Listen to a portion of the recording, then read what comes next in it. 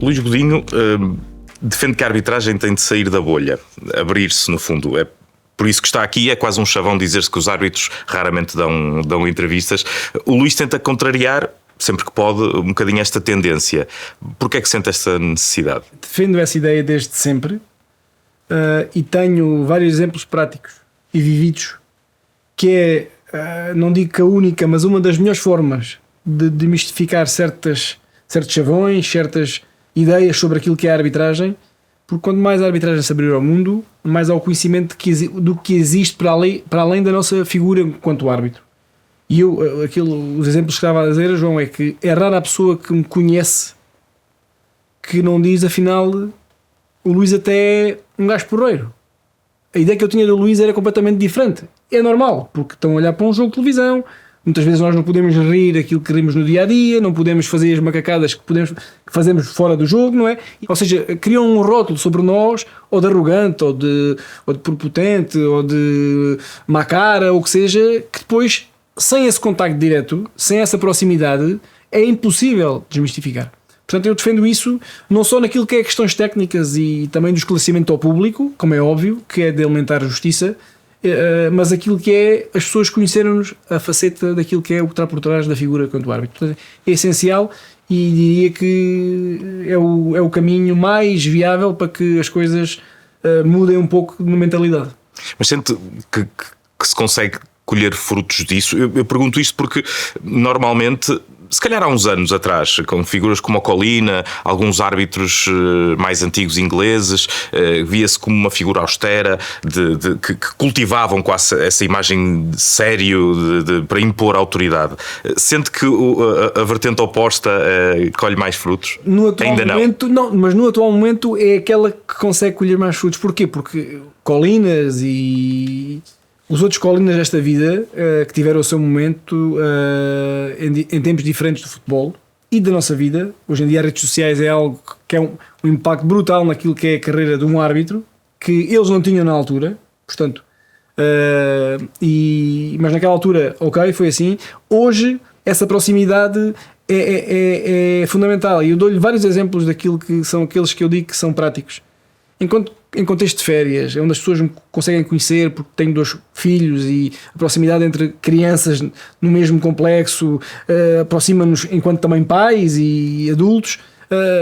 Tenho histórias tão peculiares como um senhor de 70 anos, sócio ferrenho do Futebol Clube do Porto, que após uns dias de férias em conjunto comigo, no dia que eu saía do hotel, me chamou e disse-me, ao pé de mim, nunca mais vou permitir que digam mal da sua pessoa. E eu fiquei um bocadinho sem chão, porque não esperava, e ele diz, podemos o criticar enquanto profissional. Ultrapassar essa linha ao pé de mim, jamais. E é muitas esta vezes a ideia com que eu fico quando as pessoas conhecem, seja o Luís Godinho, seja o João Pinheiro, seja o António Nobre, ou de qualquer árbitro com esta exposição mediática, digamos assim. Porque as pessoas conhecem-nos e depois fica mais difícil criticar-nos. Faça um exercício prático ao João. Você não conhece alguém, é fácil criticar essa pessoa. Conhecendo-a, tem mais dificuldades ou seja, atua até um bocadinho como arranjando sempre algo para desculpabilizar o momento de insucesso que essa pessoa teve porque a conhece. Portanto, essa proximidade é a humanização que a arbitragem precisa. E é isso que procura também nas redes sociais, é bastante ativo, partilha os próprios treinos, consegue algum contacto também com um adepto do futebol por essa via. A rede social a mim só me faz sentido se eu tiver interação constante com quem se dedica a perder algum tempo da sua vida na minha rede social. Obviamente que há aquela percentagem de pessoas que vão para destilar ódio, mas isso eu já estou vacinado para isso, portanto... Ainda assim, há alguns desses eu tenho a primazia de lhes responder e eles também ficam sem chão porque não se esperavam uma resposta minha, não da mesma maneira, nem no mesmo sentido que eles me fazem a mim, eu com educação e respeito, e muitas vezes a reação é, uau, nem sabia que tu ias ler isto, quando mais responder, pronto. Mas o sentido é que o contacto com aquilo que é árbitros mais novos, as pessoas que veem em mim referência, aquilo que é o estímulo para o treino das pessoas, ou seja... E para além disso tudo, uma vertente de âmbito social que é importante também. Ou seja, aquilo que eu partilho nas minhas redes sociais é o meu dia-a-dia. Puro e duro, sem qualquer tipo de enfatizar alguma coisa, criar cenários, nada disso. É aquilo que eu faço, é aquilo que eu partilho. num sentido, com o único sentido de humanizar, ajudar a humanizar. Obviamente que é uma gota no oceano, mas acredito que passado o meu percurso na arbitragem, seja ele 10, 15, 20, 30 anos, deixarei a minha marca nesse sentido. Ou seja, porque também é, digamos assim, não é, e daí também perceber alguns colegas meus não terem a rede social, que obviamente dar quantidade de mensagens negativas há de ser e há pessoas que não se querem chatear muito superior às positivas. Ora, ainda. Mas é curioso, João, e eu posso-lhe até mostrar sem problema nenhum, quando abri a rede social, e abri recentemente, ela esteve fechada até há cerca de 4, 5 meses, e foi a decisão de abri-la ao público, e isso houve um boom na rede social.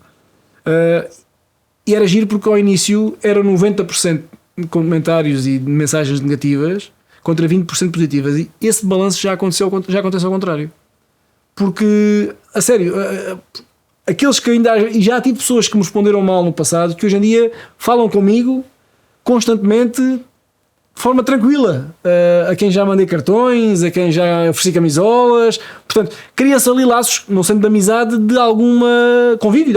Há até uma partilha recente de um adepto do Vitória que lhe ofereceu uma moldura de uma Sim, foi fotografia. Porque conheci esse adepto num aquecimento no estádio do Vitória Sport Clube. É um adepto carismático no estádio, por ter um chapéu assim tipo a cowboy, todo do Vitória, e eu estava a entrar no túnel após o meu aquecimento e ele começou aos gritos. Eu normalmente sou sempre receptivo a isso, tirando alguma ofensa a isso, mas normalmente abordo e vou ao encontro das pessoas, ainda que às vezes as questões de segurança não sejam garantidas. Pronto, vou à confiança e tenho corrido bem. E conheci-o, e a partir daí houve uma interação comigo, com ele, com a rede social. Cada vez que eu ia à Vitória era sempre um abraço antes do jogo. Mas a primeira vez que ele o abordou era... Não, muito positivamente. Sim. E nesse mesmo dia, no Vitória, ofereci-lhe 2 cartões, um cartão amarelo e um vermelho, antes do jogo. Ele ficou muito emocionado com a minha partilha, depois mais tarde, daquilo que tinha sido o meu momento com o meu filho, a primeira vez no estádio a ver a Seleção Nacional. E ganhou um carinho pelo Miguel, que é o meu filho mais velho. E então dedicou-lhe uma moldura com uma dedicatória ao Miguel, e também recordando esse momento da ida ao estádio pela primeira vez. E um adepto de um clube que é conhecido precisamente por ter adeptos. Sim. Primeiro, uma massa adepta gigante e depois muito fervorosa. Sim, seja... e eu não falo por todos, mas garantidamente a maior parte dos árbitros dirilhão que é o estádio com mais ambiente em Portugal.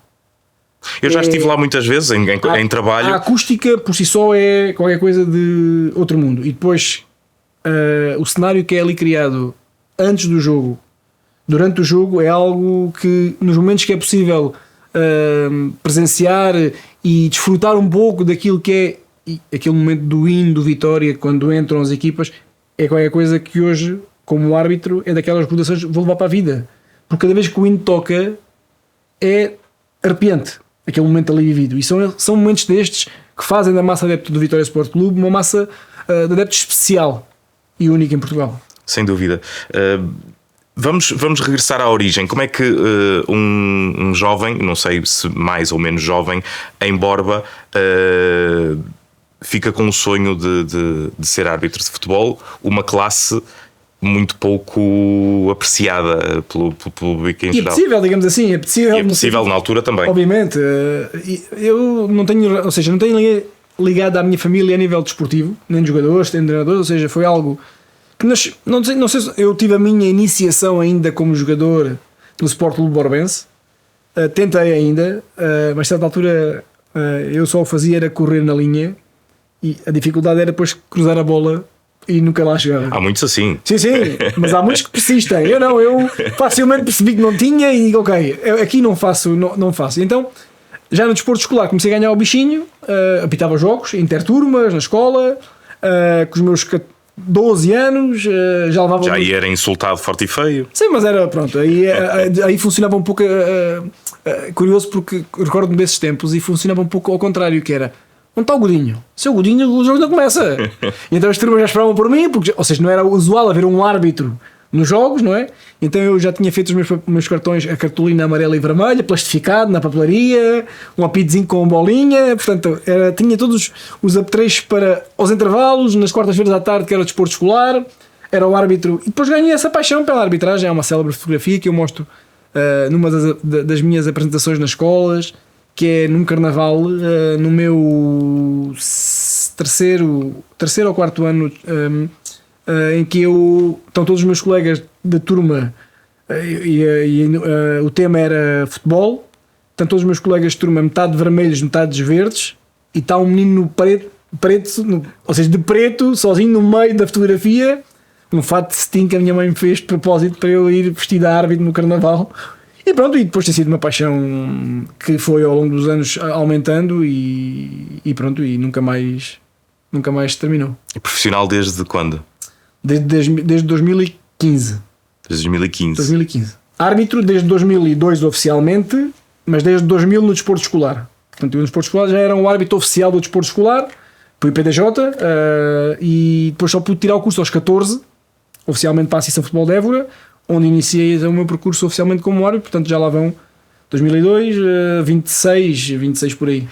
Nessa altura já havia a ideia de que haveria de chegar à Primeira Liga ou era algo que fazia porque gostava simplesmente? Obviamente que o gosto e a paixão estavam lá, mas nessa altura terra é normal que os sonhos nos eliminem, ou seja, o Mundial, um jogo de Champions, chegar à Primeira Liga, sendo que era um sonho de criança, onde nós deitamos, sonhamos, acordamos no dia a seguir e pronto, e mais um dia de escola, mais um dia de brincadeira, depois, ou seja, é um sonho que nós não fazemos muito caso dele, a não ser mesmo vivê-lo naquilo que é aquele momento em que ele dura.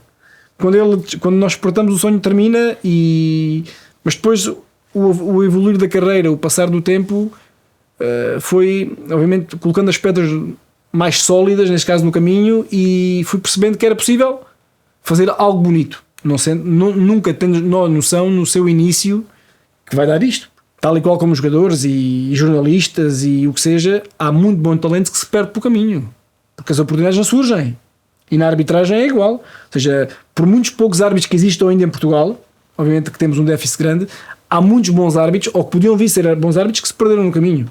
Eu tive a felicidade de ter, porventura, alguma competência que me foi acompanhando, e as oportunidades apareceram no momento certo e eu não deixei que elas fugissem, digamos assim.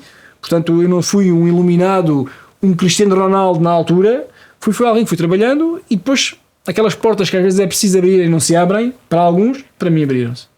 Recorda-se do primeiro jogo da Primeira Liga Capital? Estoril Moreirense. O que é que se sente numa altura em que se recebe uma nomeação dessas para um primeiro jogo da Primeira Liga, para um derby, para um clássico, para um jogo de Champions? Porque a carreira de árbitro é uma carreira, e já vamos abordar isso com mais detalhe, mas é injusta ou ingrata numa perspectiva. Certamente quer estar nos melhores palcos, mas só vai fazer um bom trabalho se ninguém falar de si. Sim. Ou seja, há esta dualidade, digamos, ou esta ambivalência do sentimento de querer estar no grande palco e ao mesmo tempo ninguém reparar em si no grande palco. Ou que ninguém critique, que se fale, que se elogie, mas que não se vá à crítica. O sentimento, curiosamente, é ainda o que sinto hoje. E recordo muito bem dessa nomeação do Estoril Moreirense, onde a dita borboleta que nós não conhecemos, pelo menos visualmente, mas que todos temos, essa borboleta, cada vez que recebo uma nomeação, ou um momento importante da minha carreira, tende a agitar-se um pouco mais, e aqueles momentos até ao apito inicial do jogo, porque depois o jogo é igual a tantos outros, e com a adrenalina, com faltas, amarelos, gritos para aqui, gritos para ali, tudo passa e tudo fica normal, mas até que é um momento inicial, do apito inicial, de você poder aproveitar e desfrutar de um pouco da atmosfera de onde está, é algo que cria um pouco de ansiedade, mas é uma ansiedade positiva, e esses momentos são guardados carinhosamente, mas curiosamente essa dita borboleta ainda continua hoje a aparecer em outros desafios que vou tendo, como recentemente esta época me estreiei na Champions, ou seja, são momentos que têm um significado muito valorizado. Porquê? Porque é aquele sentimento que valeu a pena toda esta caminhada, e esse é o melhor sentimento que nós podemos ter numa carreira qualquer, seja ela qual for. Na época que terminou no ano passado, 2024-2025, é nomeado o melhor árbitro da temporada. O que é que se ganha com isso? Em termos pessoais, digo, sim, obviamente. Eu sou sincero, ou é para si uma época normal? Eu tenho uma opinião muito particular em relação àquilo que são classificações. Eu não era o melhor árbitro do mundo, ou seja, não era o pior árbitro do mundo antes de ser primeiro classificado, e não passei a ser o melhor árbitro do mundo depois de ser primeiro classificado. Aquilo que os números dizem, e a classificação para mim é um número, não é? Tendo por certo que todos os árbitros querem ficar em primeiro e eu não sou exceção, é que o primeiro classificado traz mais responsabilidade. Ou seja, as pessoas olham para si, se és o melhor, tens que acertar mais que os outros, não é? Mas às vezes a diferença na classificação são milésimas, são coisas substanciais que as pessoas não têm noção da diferença mínima que existe entre um árbitro e outro. Portanto, às vezes pende para um lado, outras vezes pende para o outro. Na gíria, quem fica nos primeiros 5, 6, 7 são pessoas que fazem épocas muito consistentes. E depois está, porventura, em cartões amarelos, por mostrar ou mal mostrados, as décimas, as milésimas, que fazem essa diferença na classificação. Mas esse primeiro classificado trouxe-me, obviamente, uma satisfação pessoal. É mais uma vez aquele sentimento de que valeu a pena e era compensatório, porque para a história, factualmente, um dia vai alguém folhear algum livro e vai aparecer Luís Godinho como 14-15 o melhor árbitro nacional. Portanto, mas fora tudo isso, é efêmero, já passou, já ninguém se lembra, e aquilo que as pessoas querem é que o Luís Godinho acerte e contribua para um futebol melhor em Portugal, com as suas valências e limando os seus defeitos e as suas dificuldades. Portanto, este ano não fui primeiro, fui quinto, mas a mesma atitude, do sentido que a arbitragem é algo que é efêmero, e enquanto cá estivermos, tentar fazer o melhor para estar ao melhor nível e, se possível, ser primeiro. Essa foi uma época em que teve alguns jogos mais marcantes, ou algumas decisões que foram mais marcantes, e até podemos ir já à final da Taça de Portugal. Termina essa época a nível individual interessante para si, com a arbitragem da final da Taça entre o Benfica e o Sporting. Há um lance já a terminar o jogo, os 90 minutos, entre o Belotti e o Mateus Reis do Sporting, que depois, enfim, estala uma polémica de comunicados entre os dois clubes da capital. Como é que se gera esse momento, sendo que isso era um lance mais de VAR do que propriamente da sua análise no campo? Mas eu pergunto-lhe primeiro com que impressão ficou do momento, e depois como é que gera tudo aquilo que vai saindo à volta desse lance. Não, sobre o lance em concreto, já inclusive à comunicação social já falámos sobre isso. Ou seja, eu em campo não tenho noção de nada acontece, depois o resto é aquilo que já foi presenciado, foi visto. A única coisa que já manifestamente, inclusive já partilhei publicamente, é que fizemos a nossa análise, equipa campo e equipa de arbitragem, e tomamos as ilações necessárias para que não volte a acontecer. Pronto. Obviamente que as pessoas também têm que perceber, e é aquilo que eu muitas vezes falo com as pessoas cada vez que se abordam esse tema, aquela também era a minha final. É que há muitas vezes esse sentimento que são dos clubes, afinal não, aquela também era a minha final e eu sou o principal interveniente a querer que tudo corra bem. Porque aquela também era a minha final. As pessoas às vezes têm que ter, e as pessoas quando eu falo desta forma, quando enfatizo muito esta questão do era a minha final, as pessoas começam a perceber que a importância daquele jogo também tinha para mim. Não é só para os clubes e para os adeptos, também tinha para mim. Contra aquilo que é o pós-jogo, é algo que eu não consigo controlar. Aquilo que sai deixa de sair. Mas precisamente por não conseguir controlar. 20 anos de arbitragem dão-me já a bagagem para que eu veja aquilo que eu quero, consuma aquilo que eu quero, e as pessoas que me circundam, amigos e família, façam chegar até mim aquilo que é importante para mim. Eu já sou um pouco imune àquilo que são jornais, televisões, nesse tema, quando traz esse tipo de teor de notícias, ou de barulho, ou de ruído, pronto. Eu já me consigo aliar disso tudo, foco na família, foco naquilo que eu consigo controlar. O dia a dia tem que se manter, eu tenho que levar os putos à escola no dia a seguir, portanto não posso ficar em casa, nem sou de homem de ficar em casa. Naturalmente, no dia a seguir à final de taça, estava em Borba, deixava os meus filhos às 9 da manhã na escola. Naturalmente, fui ao ginásio, fiz a recuperação do jogo, tudo tranquilamente, porque também Borba me dá essa garantia de segurança e tranquilidade. Não porque as pessoas me desculpem ou deixem de desculpar, mas porque as pessoas conhecem e sabem que as coisas não foram tomadas na devida forma, porque eu não tive hipótese de o fazer. Mas há um trabalho mental também a fazer de preparação. No ginásio consegue-se preparar bem fisicamente, mas há um trabalho mental de enfim, de ganhar alguma resistência a este tipo de barulho. Eu costumo dizer que as pancadas que vamos levando no caminho vão-nos dando essa estrutura emocional. Depois também há um departamento da Federação, com psicólogos, que nos trabalham para que nós sejamos o mais imunes possível àquilo que é o pós-jogo. Porque o pós-jogo é realmente o mais difícil de tudo isto. E árbitros menos preparados emocionalmente e psicologicamente mais, não digo fracos, mas mais frágeis, podem desmoronar. E é uma bola de neve. Em jogos com mais ruído e com mais casos ou casinhos, e que um árbitro tenha a tentação de procurar informação ou de ir em contra aquilo que é o que sai, entra numa bola de neve que já não para.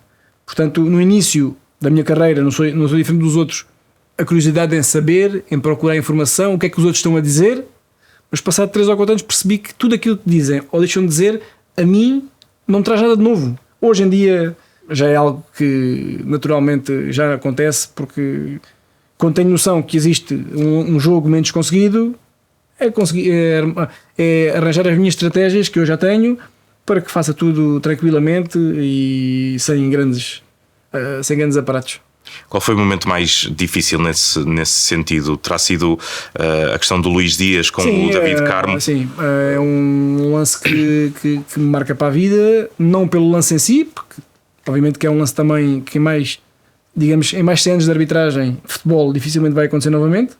Para quem não, só para fazermos uma pequeníssima contextualização, o jogo em Braga, Futebol Clube do Porto, Taça de Portugal, meia-final da Taça de Portugal. O Luís Dias vai a fazer um remate, o David Carmo corta, jogador do Braga na altura, depois jogou no Porto, mas jogador do Braga na altura, corta a bola e o movimento da perna do Luís Dias bate na zona sensível e parte a perna ao David Carmo. A sua decisão foi? Canto.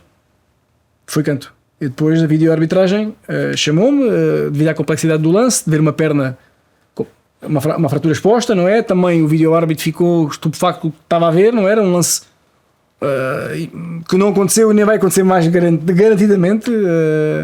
E eu, confrontado com essa imagem, de ver uma perna virada ao contrário, não é? Tomei a decisão de, ainda que não muito...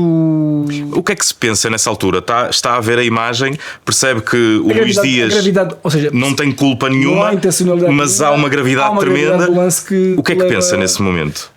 Tem de decidir, sabe que tem de decidir. Tem que agir perante aquilo que é a gravidade do lance, ainda que não haja intenção, porque a intencionalidade não é avaliada em nenhum lance. Você não avalia se o jogo teve intenção ou não teve intenção. E você, quando avalia a consequência do ato do jogador, não é? Pronto. Naquele caso foi meramente infortúnio, porque rematou à baliza. Portanto, isso, verdade seja dita.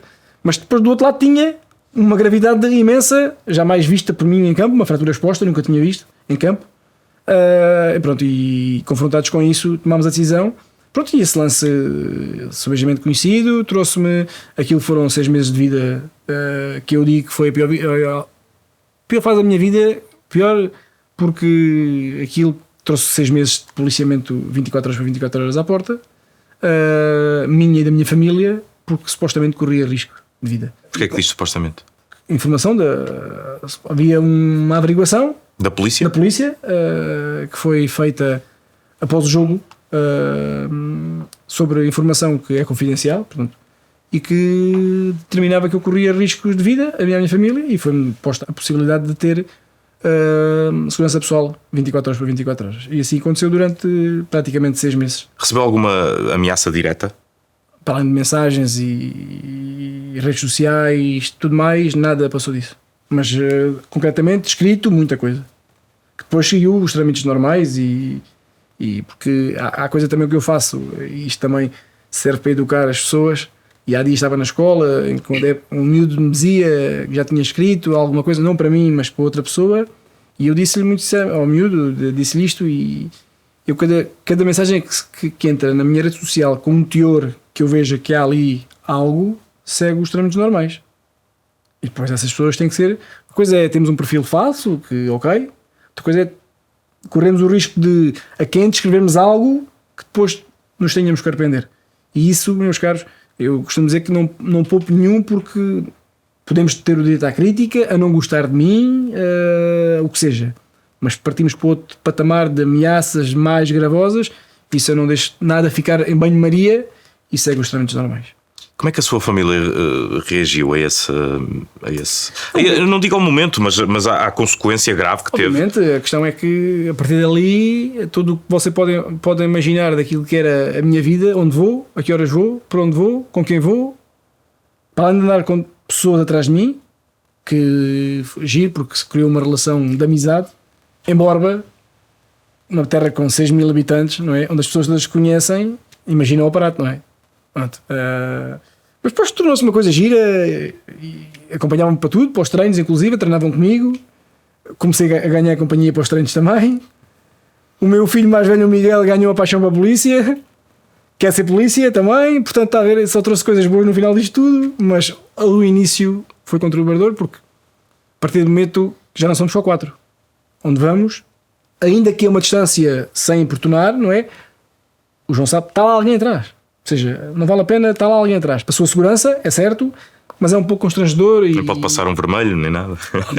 Às vezes passava, mas porque eles me davam uma ordem para passar. Porque o contexto de jogo, claro. Pronto, possível. Mas parar. a família nunca lhe disse para ponderar a carreira? Não, a família nunca. E isso é algo que eu manifestamente valorizo muito. Nesse momento há uma introspeção minha, comigo mesmo, em silêncio, muitas das vezes. E a pergunta era se isto valia a pena. Se era isto que eu queria ganhar, se esta paixão coabitava com este ambiente. Mas pronto, a paixão pela arbitragem e o apoio da família e dos amigos falou mais alto para que pudesse continuar e aqui estou hoje. Qual foi o jogo mais difícil que se lembra de ter apitado? Pelas circunstâncias do jogo. Porque há jogos muito quesilentos demais não, até. Por exemplo, o contexto de nós apitarmos internacionalmente traz outro tipo de adversidades e um jogo na Tunísia, onde também apitei já várias vezes, são países em que é muito difícil apitar. Países em que as questões de segurança nos estádios não são tão rígidas como na Europa, pronto, onde os estádios porventura e o estádio que apitei porventura com excesso de lotação, e são jogos em que as equipas, e neste caso foi um derby da cidade de Tunis, em que muito físico, muito duro, muito difícil de gerir. Foi um jogo em que quando chega ao balneário há um esgotar físico, um esgotar emocional, um esgotar de todas as forças e limites que eu tinha, e há ali, ou seja, mas ok, é fruto do nosso, é a circunstância daquilo que nós temos que fazer, não é? Ali mais postos à provas, porque é outro futebol, é outra realidade nesses países, mas assim difícil que me tenha levado ao limite esse jogo. Diz Tunísia porque há vários países que solicitam árbitros estrangeiros por diferentes razões. Costuma ir arbitrar a Grécia, a Chipre, a Arábia Saudita também. Porque é que e o que ambientes é que encontra, por exemplo, em países como a Grécia ou Chipre? São países com questões, por exemplo, Grécia e Chipre são muito semelhantes àquilo que é o ambiente vivido ali, naqueles campeonatos, com equipas muito fortes, disputar o título, com massas adeptas muito, mas mesmo muito favorosas. Onde, pronto, por questões sobretudo de segurança, os árbitros locais são, entre aspas, poupados nesses jogos mais mediáticos desses países. Porque há risco sério para esses árbitros. Há um risco de segurança em que é melhor para todos que sejam árbitros internacionais, e os clubes concordam com isso. E aquilo que fazem é os conselhos de arbitragem dos países pedir à Federação Portuguesa de Futebol, ao seu conselho de arbitragem, árbitros internacionais disponíveis para esse tipo de encontros. É mais um jogo internacional de cariz internacional, funciona um bocadinho como isso, porque a estadia é resumidamente curta, 3 dias no máximo, onde vamos, o jogo, e regressamos. Obviamente para nós é mais fácil, porque não temos que viver ali, não é? Naquele ambiente do futebol e daquela pressão, mas é muito por aí, é muito por questões de segurança e salvaguarda daquilo que é a integridade física dos árbitros. Os jogos internacionais que mais prazer lhe darão são certamente jogos de competições europeias. Sim, ou seja, cada jogo tem a sua história, obviamente que a carreira internacional dá-lhe a garantia de apitar jogos internacionais das diferentes competições, Conference, Europa League e Champions League, para além da Liga das Nações e depois competições FIFA. Está a seguir o seu trajeto, porque se não houver jogos também não será bom sinal.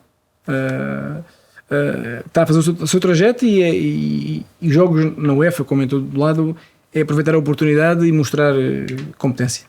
Nota nas equipas estrangeiras abordagens diferentes dos jogadores, mais ou menos agressivas, por o conhecerem pior? Não, a questão é que a mentalidade de quem joga competições europeias muda completamente. Eu sou testemunho disso, porque já vi ter várias equipas com vários jogadores, o comportamento muda muito. Quizá seja pela questão também daquilo que é a regulamentação disciplinar da própria UEFA, que não contempla muito comportamentos abusivos e antidesportivos e tudo o que seja aquele ruído que nós estamos habituados a ouvir e a consumir, não é? Tendo regulamentos disciplinares mais gravosos, os jogadores, intervenientes principais do jogo e treinadores ou dirigentes têm tendência a mudar um pouco o seu comportamento. Isso leva-me a outra questão sobre uma discussão grave, ou grande, pelo menos em Portugal, que é a qualidade da arbitragem portuguesa. É assim tão má como se por vezes se gosta de dizer? Vai-me dizer que não, obviamente. Obviamente, nem teria. Acho que não tenho outra resposta para lhe dar, e não sendo eu corporativista, atenção. Mas acho que a arbitragem portuguesa tem qualidade. Aquilo que aconteceu, ou que está a acontecer, é que os árbitros que vêm chegando ao grupo principal das competições nacionais não têm o tempo necessário que era preciso para também se ambientarem. Eles são obrigados a crescer em competição. E obviamente têm muito menos tempo para crescer do que tinham outras gerações no passado. Hoje se avaliarmos a questão das idades que chegam aos árbitros, chegam mais novos que chegavam no passado. Obviamente que sendo mais novos têm menos experiência, menos maturidade, e essa maturidade e experiência tem que ser ganha em competição, com jogos, porque só assim é que um árbitro se torna bom, apitando jogos. Não é tendo um lance que não conseguiu corrigir, não conseguiu tomar a melhor decisão e depois ficar um mês parado. Isso não contribui nada para aquilo que é a arbitragem e nem a evolução da mesma. Portanto, aquilo que tem que haver é uma paciência, tal e qual como quando chega um jogador jovem da formação de um clube ou clube à equipa principal, em que todos lhe dão o conforto e o tempo necessário para que ele cresça. E quando ele falha um gol de baliza aberta, o sentimento é de um aplauso, que à próxima vai sair melhor. E o treinador, se puder, mete-o a jogar no próximo jogo para lhe dar confiança, para lhe dar uma garantia que aquele jogador não se perde emocionalmente. E porque sente que aquele falhanço não contribuiu para que ele não tenha nova oportunidade. Muitas vezes um jogador de 18 anos que chega a uma equipa principal aos 90 minutos tem medo de chutar e passa. Um árbitro jovem pode ter o medo de apitar num lance capital? Não, acho que conhecidamente se há competência ou característica que eu reconheço a arbitragem é a coragem. Portanto, e são N as decisões contra os ditos grandes que todos os árbitros tomam. Portanto, essa coragem está adjacente a um árbitro de futebol. Um árbitro sem coragem não é um árbitro. Um árbitro vê, analisa, se é para apitar, que se apite. Aquela ideia de que se protege sempre mais na dúvida, o clube grande é simplesmente... Eu acho que essas ideias têm que ser combatidas com estatísticas e facilmente essas ideias são destruídas. E comprovativamente com dados vão perceber que as coisas não funcionam assim. Não são assim. Mas às vezes convém dizer assim. Era a minha próxima pergunta, era precisamente por aí. Acha que é o ruído que é conveniente para... Quizá esse ruído muitas vezes tem uma estratégia. Ou seja, nós não somos crianças que nos deixemos iludir com que o ruído é circunstancial. O ruído tem um objetivo. Não só das vezes, obviamente, expor uma situação que tem que ser exposta, isso, ou seja, nada contra comunicados, nem contra os intervenientes de vários clubes que falem, portanto, estão no direito da sua função e daquilo que é defender os seus interesses, das instituições que defendem, mas há manifestamente momentos em que esse ruído contribui só mesmo para ruído e para, porventura, desviar algumas atenções de resultados ou de outras coisas que funcionam menos bem em qualquer clube. Isso é aquilo que mais distingue o futebol português por exemplo, de uma liga inglesa, porque é reconhecidamente a melhor liga do mundo. Podemos concordar ou não, mas é uma das melhores, se não a melhor da Liga do Mundo. Ou seja, e aí vamos mais uma vez à questão da mentalidade. Eu acho que eu fazia um desafio ao João um dia, se quiser, põe a mesma pessoa, escolha um adepto ao seu prazer e coloque-o um jogo da Liga Portuguesa e no dia a seguir um jogo da Liga Inglesa. Esse adepto vai ter uma mentalidade diferente daquilo que vai percepcionar. Na Liga Inglesa pode haver um vermelho por mostrar, uma falta por marcar. É normal ali, não se marca faltas, é jogar, só querem jogar futebol. Ou seja, não é avaliado a questão da arbitragem. Porquê? Porque esse chavão de ser uma melhor liga ou a melhor liga faz com que nós, espectadores, ou que a maior parte dos espectadores, tenham uma ideia enviosada daquilo que é a percepção real do jogo. Mas isso da arbitragem à inglesa é uma coisa que existe mesmo, ou é simplesmente há menos reação a cada decisão do árbitro? Não, é que os jogadores estão comprometidos com o jogo. E você facilmente percepciona num jogo qualquer de liga inglesa em que os jogadores não estão manifestamente do árbitro a protestar. Se o árbitro não marca, só se for uma coisa muito gravosa, o jogo levanta-se e continua a correr. Ou seja, não há o tentar ludibriar, entre aspas, o árbitro para ganhar benefício disso. Há o querer porque... Ou seja, eu diria que há um compromisso forte da estrutura da liga inglesa, de todos os players, para fazer da liga aquilo que ela é hoje mundialmente.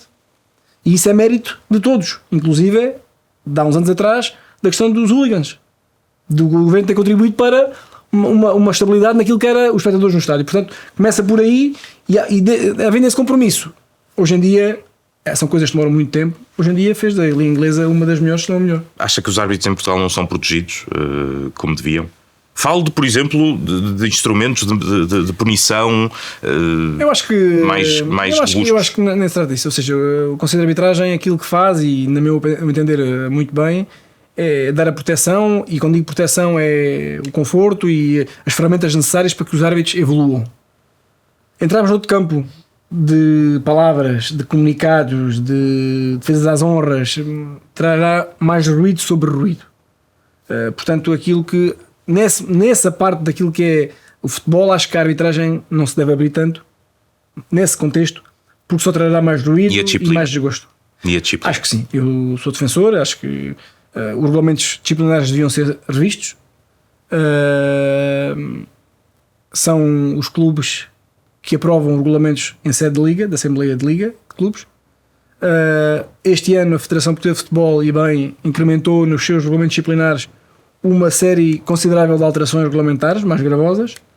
A Liga Portugal acho que também vai propor algumas alterações mais gravosas, e nós, árbitros, não defendemos umas medidas disciplinares mais gravosas. Defendemos é que haja algo que ponha limites em certos comportamentos. E se a medida gravosa for a medida, for a solução, que assim seja. Ainda sobre a questão da qualidade ou da percepção da qualidade da arbitragem em Portugal, a ferramenta do VAR tem ideia de que é mais mal vista em Portugal do que noutros países da Europa? Se João consumiu um pouco também daquilo que é a Liga Espanhola, o ruído acerca do VAR.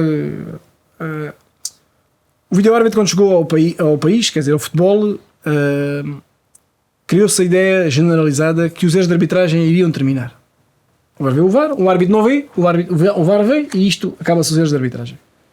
Mas há uma linha no meio destas duas ferramentas que é interpretação. E isso não há ciência exata. Há fatores que podem levar a que as pessoas, porventura, tomem decisões idênticas ou parecidas com conceitos para a avaliação. Mas haverá sempre quem diga que é uma coisa e no mesmo lance outra pessoa da arbitragem, com anos de arbitragem, diga que é outra coisa. Portanto, haverá sempre essa questão de interpretação que vai ao encontro daquilo que é essa máxima, que é o VAR veio e não ajudou nada, isto está pior. Não, eu digo que está muito melhor, porque quem se preocupa com que no final do jogo a verdade esportiva impere e os erros de arbitragem, se houver, que sejam evitados, Está muito melhor que estava antigamente. Por isso, mas alterações, por exemplo, a que os lances de pontapé de canto sejam analisados, que é uma possibilidade que já está a ser já avançada, e o Conselho de Arbitragem até está em uso no Mundial, as novas alterações às vezes de jogo, que maioritariamente vêm dar ferramentas para que haja mais tempo útil de jogo, que é os tempos não só esse do canto não canto, como o segundo amarelo, o mal mostrado, como também o tempo no lançamento, o tempo no pontapé de baliza, a questão da substituição, se o jogador não sair em 10 segundos, estar 1 minuto, o jogador que vai entrar cá fora, o jogador que quer assistência médica só por querer tem que sair 1 minuto, ou seja, vai trazer uma preocupação acrescida, cá está. Falámos há pouco de disciplina, e porventura acredito que esse tipo de disciplina ou dessas regras vai mudar algumas mentalidades. Porque depois de eu ficar 1 minuto lá fora e a minha equipa estar reduzida a 10, eu vou pensar a próxima vez que pedir uma assistência médica sem necessidade de a ter. Portanto, e isto vai em contra daquilo que era a disciplina que falámos há pouco. E pronto, ou seja, o IFAB, que é o regulamento a instituição que regula as regras do jogo, entendeu que abrir o protocolo VAR a mais algumas situações. Eu sou da opinião que tudo aquilo que seja para evitar males maiores e pôr em causa a verdade esportiva é bem-vinda, assim todos os intervenientes deu o passo nesse sentido. As comunicações deviam ser integralmente públicas ou não defende que isso seja uma medida interessante? Eu faço um pouco aqui de cronologia. O futebol em si quis, quando foi dado esse passo, e ouvir as comunicações, sobretudo os lances-chave, e houve programas de televisão que divulgavam as comunicações. Ao final de algum tempo as pessoas tiveram a percepção, bem, isto afinal eles não dizem nada de especial. Aquela ideia. Eu não falo da questão do produto enquanto produto de televisão. Não, eu digo para a percepção das pessoas. Os árbitros sentem-se confortáveis com isso? Defendem isso? Os árbitros não dizem nada mais, nada menos que palavras de jogo e aquilo que é o jogo. Ou seja, eu até hoje de manhã, hoje falava com alguém que dizia que grande parte do jogo a equipa de arbitragem está calada. Ou seja, a gente só fala quando é necessário falar.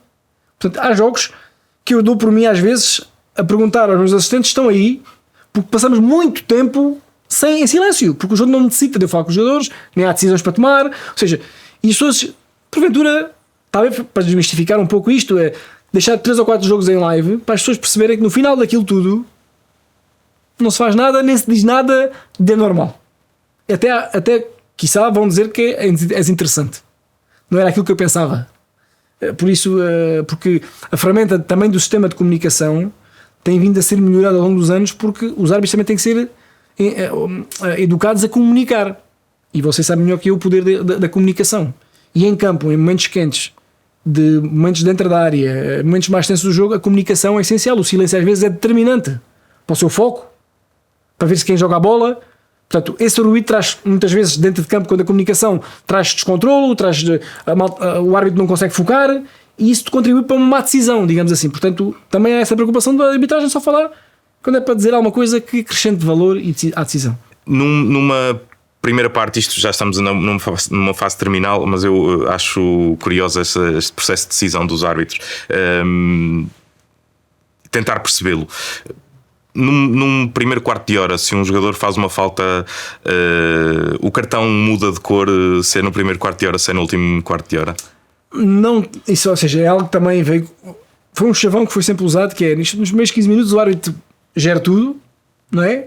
E depois dá, não é? E depois a mesma coisa. E depois compensa. Pronto, ou seja, isso não existe. Isso, ou seja, aquilo que existe é a preocupação, e isso é algo que tem vindo a ser trabalhado pelo Conselho de Arbitragem da Federação, a preocupação de o cartão amarelo, o primeiro cartão amarelo do jogo, seja um cartão amarelo inequívoco. Ou seja, que não deixe dúvidas a ninguém, para que esse seja a bitola para o resto do jogo. Quando não acontece isso, não é? Fica difícil para si enquanto árbitro, porque tem que manter um critério durante o jogo, e às vezes o que acontece é o quê? Que perde-se o critério. Perde-se o critério porque aquele amarelo não foi tão consistente quanto era o desejado. Aquilo que você viu em campo foi manifestamente pouco em relação àquilo que depois você vê na televisão, ou vice-versa. Aquilo que acontece é que o árbitro tem noção daquilo que é um cartão amarelo desses, não tão claro quanto isso no início do jogo, porque vai condicionar um jogador. Tal igual como quando expulsamos alguém, tem que ser, não pode ser de ânimo leve, tem que ser conscientes que a decisão de expulsão é correta. Porquê? Porque a partir daquele momento coloca uma equipa com 10 e muda o contexto do jogo, não é? Tem impacto direto no jogo. Portanto, há essa preocupação, não de poupar jogadores, não de poupar nada disso, mas a preocupação daquele cartão amarelo ou daquele momento ser porque a equipa de arbitragem, quando encontra esse cartão amarelo-chave, os próprios intervenientes percebem, ok, isto é, e ninguém se manifesta contra. Quando num primeiro cartão amarelo há uma contestação àquele cartão, há um sinal que os intervenientes percepcionaram que não seria o cartão desejado. E as imagens quase sempre comprovam. Muito bem. Luís, só para terminar, que jogo é que lhe falta apitar? Se queremos ir por sonhos, a final no Mundial. A presença no Mundial. Mas sendo eu muito realista nesta idade já, neste momento aquilo que manifestamente me falta apitar, cumpri o meu sonho maior há pouco tempo, sendo difícil um Mundial, porventura um Europeu. Muito bem. Daqui a 2 anos. Luís, muito obrigado. E boa sorte. Obrigado.